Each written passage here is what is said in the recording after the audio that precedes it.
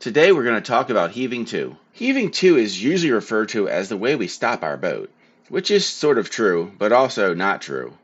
And we'll get into why that is in just a bit. Regardless, we will want to heave-to anytime we want to be able to focus our attention on tasks other than steering the boat. For example, we might need to reef our sail, shake out the reef, repair something, have a snack, or, as is the case in this video, swap out the battery on our GoPro camera. In any case, we need a way to be able to let go of the tiller without our boat sailing out of control on its own. And the way we accomplish that is by performing a maneuver known as heaving-to. Let's start by just watching the maneuver being executed, and then we'll step through it and talk about each step and why we're doing it. As you can see here, thanks in part to these splendid telemetry gauges I've added to the GoPro footage, on this lovely, cloudy, and most importantly windy March day, we were cruising along at a healthy pace of 5 to 6 knots, east-southeast along the Patapsco River, toward the last remnants of the Francis Scott Key Bridge at the opening to Baltimore Harbor. The GoPro battery was running low, so in order to continue recording our trip, it needed to be replaced. Since the camera was positioned at the stern in close proximity to the tiller, there was no way to safely accomplish this while continuing to sail. We therefore executed a heave-to maneuver so I could let go of the tiller to change the battery.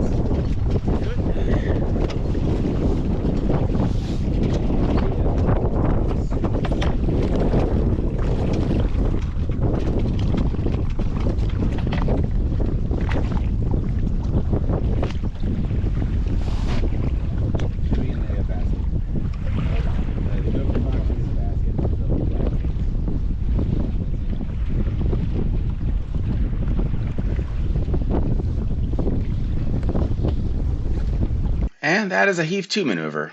My hands are off the tiller and free to focus on the task of replacing the camera battery. The tiller itself is lashed down on the leeward side, by my foot in this case, yet the boat does not tack or even go head to wind. Note, however, that the boat is not actually stopped, but is slowly drifting to leeward, at a speed of nearly 3 knots in the strong winds and current that we encountered on this day. Keep this drift in mind when deciding where and when to heave-to. Never do it from a position windward of a nearby obstruction or hazard. Now let's walk through the steps of what we did here. First, of course, look around for obstructions and announce to your crew the intended maneuver.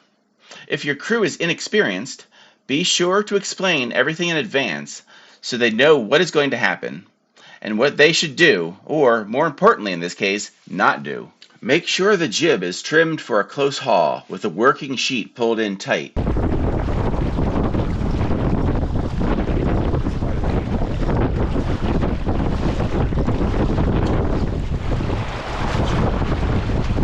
The maneuver starts like a regular tack, except that the crew should not tack the jib. Leave the windward sheet pulled in tight in order to back the jib. It will act as your brake to slow the boat down.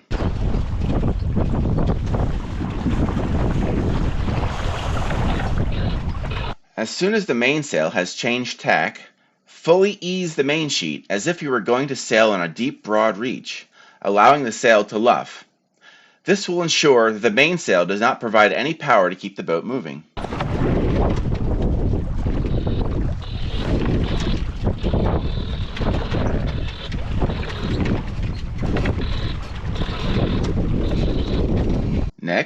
Gently turn the boat toward the wind, taking care not to accidentally tack.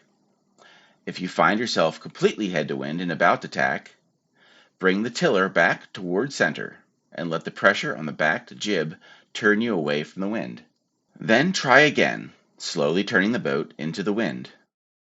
The wind hitting the backed jib will gradually slow the boat, and the turning motion, combined with the pressure of forcing the backed jib into the wind, should accelerate the process. When you find that the boat is moving so slowly that you no longer have adequate steerage to hold the boat into the wind, you have successfully hove to. Secure the tiller and do what you need to do.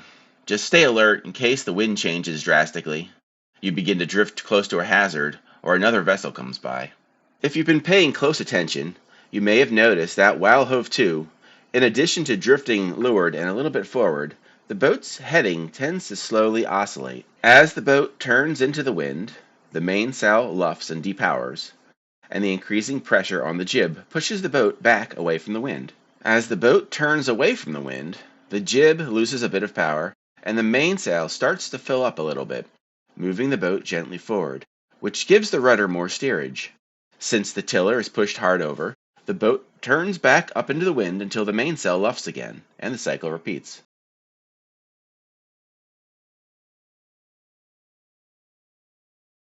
To resume sailing, simply release the windward jib sheet and allow the jib to complete its tack, hauling in the other sheet. Then trim the mainsail.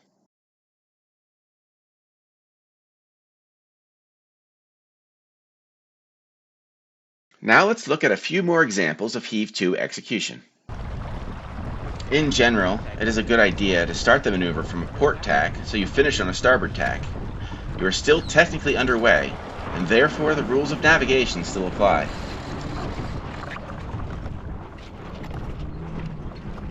In some cases, it may be desirable to heave to without changing tacks. In these cases, rather than tacking and leaving the jib back, you can literally heave the jib to windward by hauling on the windward jib sheet, which is the origin of the term heave to. However, this may be very difficult in strong winds, and it is generally much easier to back the jib by changing tacks, except in very light winds. Alright, that'll do it.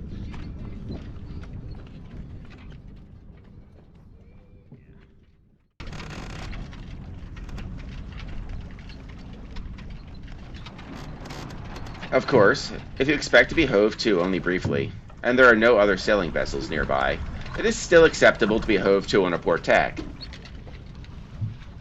Just keep in mind that you will still be expected to give way to vessels on starboard tack.